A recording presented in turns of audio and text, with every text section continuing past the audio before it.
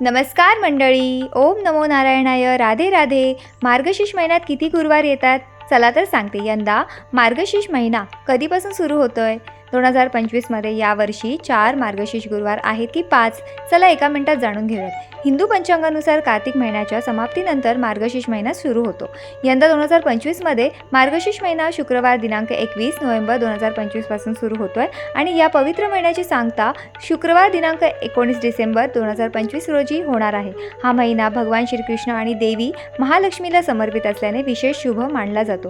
मार्गशीर्ष महिन्यातील गुरुवार अत्यंत महत्त्वाचे असतात. या गुरुवारी अनेक महिला महालक्ष्मीचं व्रत करून त्यांची मनोभावे पूजा करतात. यंदा मार्गशीर्ष महिन्यात एकूण 4 गुरुवार असणार आहेत. हे गुरुवार कोणत्या तारखांना येत आहेत तर पहिला गुरुवार 27 नोव्हेंबर रोजी, दुसरा गुरुवार 4 डिसेंबर रोजी, तिसरा गुरुवार 11 डिसेंबर तर चौथा गुरुवार 18 डिसेंबरला येत आहे.